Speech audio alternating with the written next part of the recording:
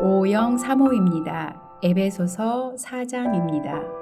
그러므로 주 안에서 갇힌 내가 너희를 권하노니 너희가 부르심을 받는 일에 합당하게 행하여 모든 겸손과 온유로 하고 오래 참음으로 사랑 가운데서 서로 용납하고 평안에 매이는 줄로 성령이 하나 되게 하신 것을 힘써 지키라.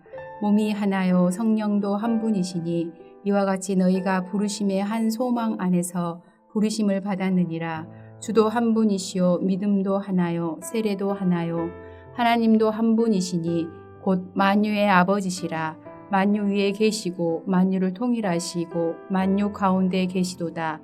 우리 각 사람에게 그리스도의 선물의 분량대로 은혜를 주셨나니 그러므로 이르기를 그가 위로 올라가실 때에 사로잡혔던 자들을 사로잡으시고 사람들에게 선물을 주셨다 하였도다. 올라가셨다 하였은즉 땅 아래 낮은 곳으로 내리셨던 것이 아니면 무엇이냐. 내리셨던 그가 곧 모든 하늘 위에 오르신 자니 이는 만물을 충만하게 하려 하심이라. 그가 어떤 사람은 사도로 어떤 사람은 선지자로 어떤 사람은 복음 전하는 자로 어떤 사람은 목사와 교사로 삼으셨으니 이는 성도를 온전하게 하여 봉사의 일을 하게 하며 그리스도의 몸을 세우려 하심이라.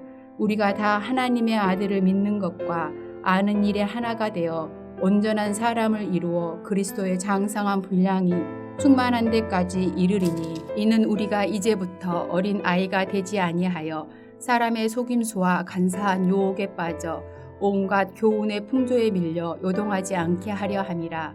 오직 사랑 안에서 참된 것을 하여 범사에 그에게까지 자랄지라. 그는 머리니 곧 그리스도라.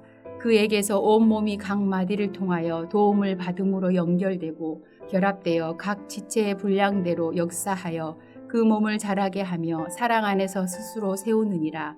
그러므로 내가 이것을 말하며 주 안에서 증언하노니 이제부터 너희는 이방인이 그 마음에 허망한 것으로 행함같이 행하지 말라. 그들의 총명이 어두워지고 그들 가운데 있는 무지함과 그들의 마음이 굳어짐으로 말미암아 하나님의 생명에서 떠나 있도다. 그들이 감각 없는 자가 되어 자신을 방탕에 방임하여 모든 더러운 것을 욕심으로 행하되 오직 너희는 그리스도를 그같이 배우지 아니하였느니라.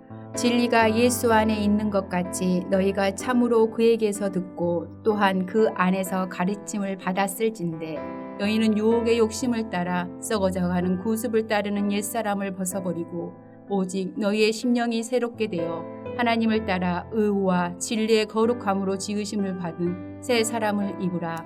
그런즉 거짓을 버리고 각각 그 이웃과 더불어 참된 것을 말하라. 이는 우리가 서로 지체가 됨이라. 분을 내어도 죄를 짓지 말며 해가 지도록 품을 품지 말고 마귀에게 틈을 주지 말라. 도둑질하는 자는 다시 도둑질하지 말고 돌이켜 가난한 자에게 구제할 수 있도록 자기 손으로 수고하여 선한 일을 하라. 무릇 더러운 말은 너희 입 밖에도 내지 말고 오직 덕을 세우는 데 소용되는 대로 선한 말을 하여 듣는 자들에게 은혜를 끼치게 하라. 하나님의 성령을 근심하게 하지 말라. 그 안에서 너희가 구원의 날까지 인치심을 받았느니라. 너희는 모든 악독과 노함과 혼냄과 떠드는 것과 비방하는 것을 모든 악의와 함께 버리고 서로 친절하게 하며 불쌍히 여기며 서로 용서하기를 하나님이 그리스도 안에서 너희를 용서하신가 같이 하라. 하늘에 계신 우리 아버지여, 이름이 거룩히 여김을 받으시오며 나라가 임하옵시며 뜻이 하늘에서 이룬 것 같이 땅에서도 이루어지이다. 오늘날 우리에게 일용할 양식을 주옵시고 우리가 우리에게 죄 지은 자를 사하여 준 것 같이 우리 죄를 사하여 주옵시고 우리를 시험에 들게 하지 마옵시고 다만 악에서 구하옵소서. 대개 나라와 권세와 영광이 아버지께 영원히 있사옵나이다. 아멘.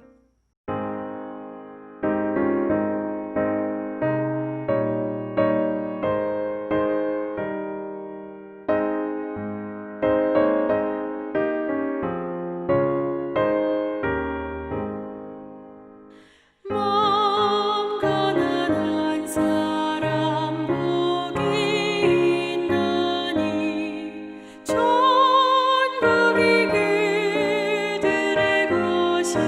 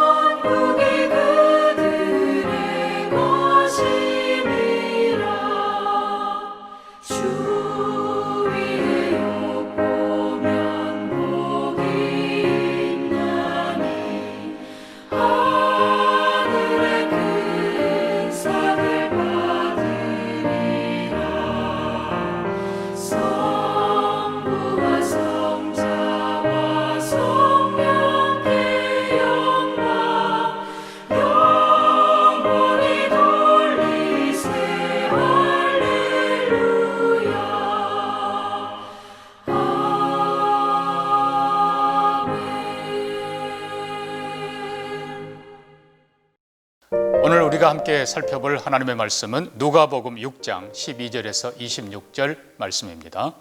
제가 12절부터 18절까지 봉독하겠습니다. 이때에 예수께서 기도하시러 산으로 가사 밤이 새도록 하나님께 기도하시고 밝음에 그 제자들을 부르사 그 중에서 12를 택하여 사도라 칭하셨으니 곧 베드로라고도 이름을 주신 시몬과 그의 동생 안드레와 야고보와 요한과 빌립과 바돌로메와 마테와 도마와 알페오의 아들 야고보와 셀롯이라는 시몬과 야고보의 아들 유다와 예수를 파는 자들 가룟 유다라. 예수께서 그들과 함께 내려오사 평지에 서시니 그 제자의 많은 무리와 예수의 말씀도 듣고 병 고침을 받으려고 유대 사방과 예루살렘과 두로와 시돈의 해안으로부터 온 많은 백성도 있더라. 더러운 귀신에게 고난받는 자들도 고침을 받은지라. 아멘. 누가복음 4장에서 예수님은 특별히 고향 나사렛 회당에서 메시아 시대의 시작을 공식적으로 선언하십니다. 그리고 5장에서는 가르치시고 병 고치시고 특별히 제자들을 하나둘씩 부르십니다. 이제 6장에서 예수님은 그 중에서 12를 사도로 세우시고 하나님 나라의 근간을 세우십니다. 그래서 하나님 나라가 공식적으로 이제 시작되는 것입니다. 특별히 12이라는 수는 이스라엘 12지파를 상징하는 것입니다. 먼저 우리가 첫 번째 이 사건에서 두 가지 중요한 점을 살펴봅니다. 먼저 주님은 기도하러 산으로 가셨고 밤을 새우며 하나님께 간절히 기도하신 후에 12를 부르셨다는 것입니다. 예수님의 인성을 강조하는 누가복음은 특별히 예수님의 간절한 기도를 또한 강조하고 있습니다. 주님은 언제나 깊은 기도로 하나님의 뜻을 확인하고 또한 기도 속에 하나님의 능력과 지혜를 힘입으셨던 것입니다. 우리 개인도 마찬가지고 교회도 더욱 마찬가지입니다.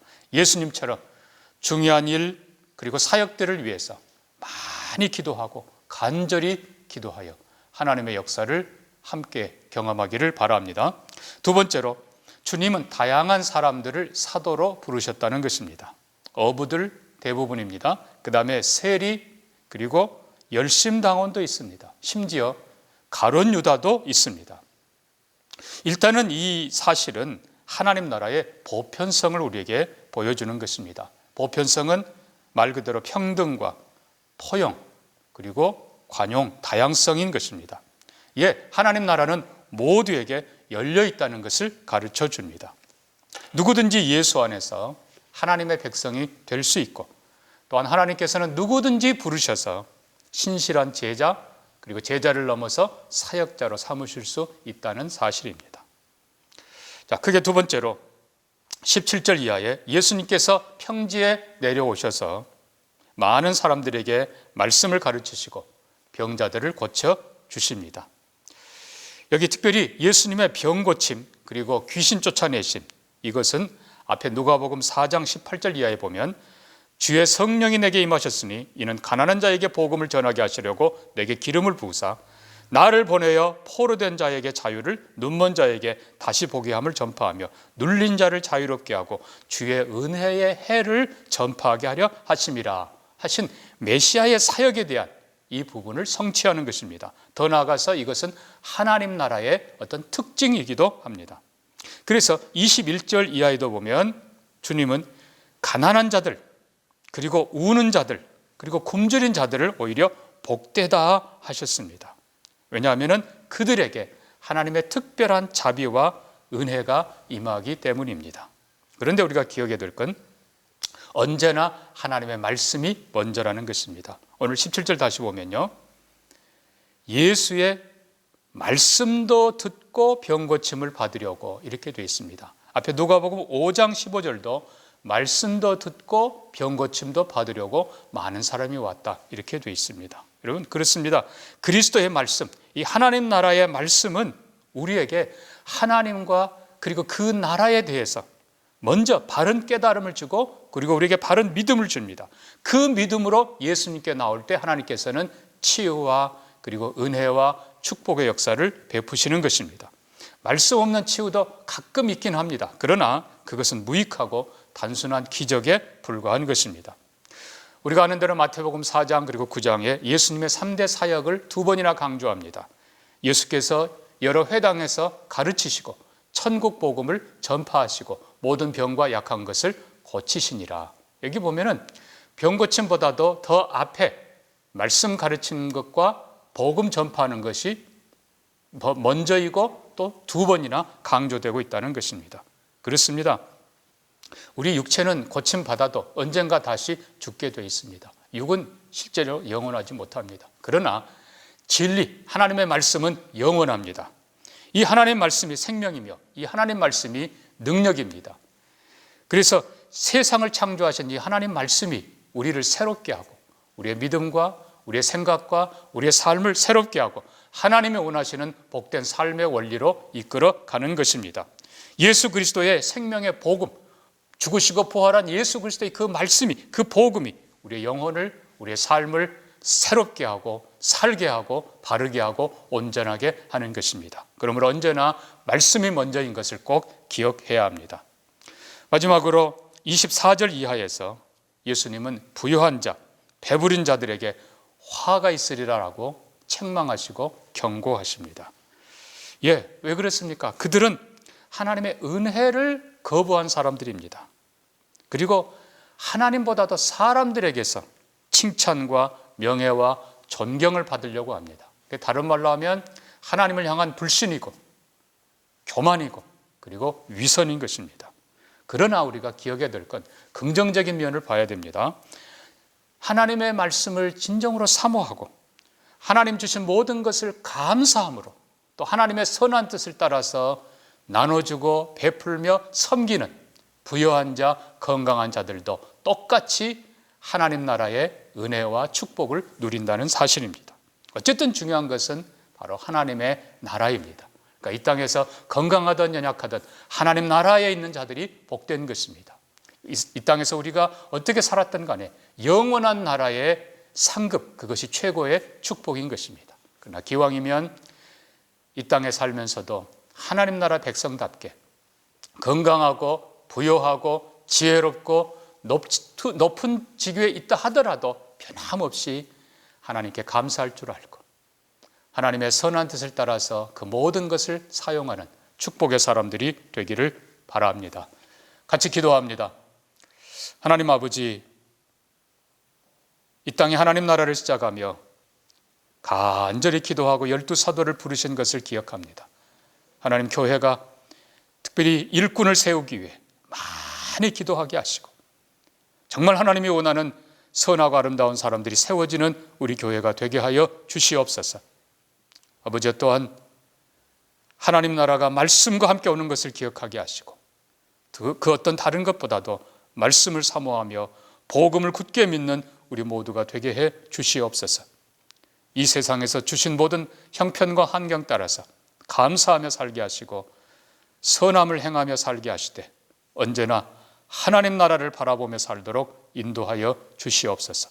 사랑하는 동명의 모든 성도들이 하나님 나라 안에 있게 하시고 영원한 그 나라의 상급과 기업과 축복을 받는 자들로 살게 하여 주옵소서. 감사하며 예수님 이름으로 기도합니다. 아멘.